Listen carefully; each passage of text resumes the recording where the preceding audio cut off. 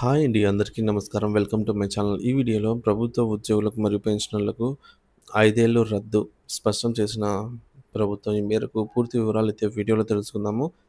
Video అయితే ఎక్కడ గాని స్కిప్ చేయకుండా ఎండ్ వరకు చూసేయండి. అప్పుడే ఇన్ఫర్మేషన్ పూర్తిగా అర్థమవుతుంది. అలాగే వీడియో చూస్తున్న ప్రతి ఒక్కరు వీడియోకి లైక్ చేయండి ఫ్రెండ్స్. ఈ వీడియోని తోటి ఉద్యోగ, పెన్షనర్ మిత్రులతో అయితే షేర్ చేయండి. కొత్తగా మన ఛానల్‌ని చూస్తున్నవారు ఇంకా ఎవరైనా సబ్స్క్రైబ్ చేసుకోకుంటే వెంటనే మన ఛానల్‌ని సబ్స్క్రైబ్ చేసుకోండి. సో, దీని ద్వారా నేను చేసే లేటెస్ట్ వీడియోస్ అన్నీ మీ వరకు రీచ్ అవుతాయి. ఇక ఆలస్యం చేయకుండా వివరాల్లోకైతే వెళ్ళిపోదాము.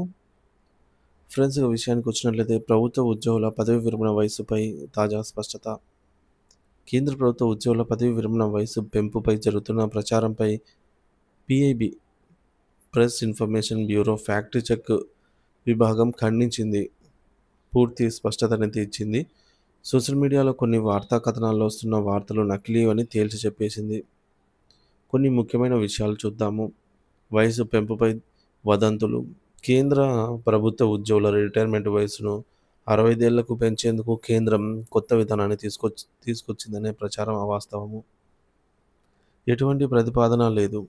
ప్రభుత్వ ఉద్యోగుల పదవీ విరమణ వయసును పెంచే ప్రతిపాదన తమ పరిధిలో లేదని, పరిశీలనలో కూడా లేదని కేంద్ర మంత్రి జితేంద్ర సింగ్ గతంలోనే స్పష్టం చేశారు. ఇది అందరికీ వర్తిస్తుంది. ప్రస్తుత ప్రామాణిక వయసు 60 ఏళ్లు.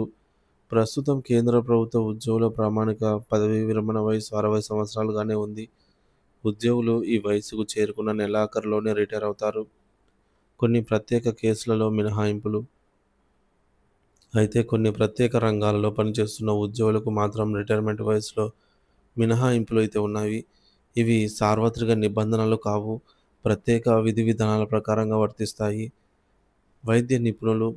భారతీయ రైల్వే వైద్య సేవ, కేంద్ర ఆరోగ్య సేవ, ఆయుష్ మరియు సంబంధిత రంగంలో వైద్య నిపుణులు 62 ఏళ్ల వరకు పదవీ విరమణ చేయవచ్చన్నమాట. బోధన, క్లినిక్ కేర్, ప్రజారోగ్య కార్యక్రమాల్లో పనిచేసే ఉద్యోగులకు రిటైర్మెంట్ వయసు 65 సంవత్సరాలుగా అయితే ఉంది. Central armed police force CAPF మరియు అస్సాం రైఫిల్లోని జనరల్ డ్యూటీ మెడికల్ ఆఫీసర్లు కూడా 65 ఏళ్ల వరకు అయితే ఉంటుంది. ఇకపోతే నర్సింగ్ ఫ్యాకల్టీ. బోధనా స్థానంలో కొనసాగితే నర్సింగ్ ఎంఎస్సి డిగ్రీ ఉన్న నర్సింగ్ ఫ్యాకల్టీ కూడా 65 ఏళ్ల వరకు రిటైర్మెంట్ కొనసాగించవచ్చు. ఇక మూడోది సీనియర్ అడ్మినిస్ట్రేటివ్ పదవులు.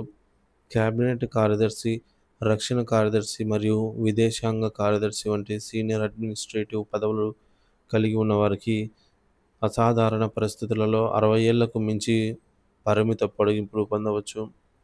కాబట్టి ప్రభుత్వ ఉద్యోగుల పదవీ విరమణ వయసు 65 ఏళ్లకు పెరుగుతుంది అనే వార్త కేవలం వదంతి మాత్రమే.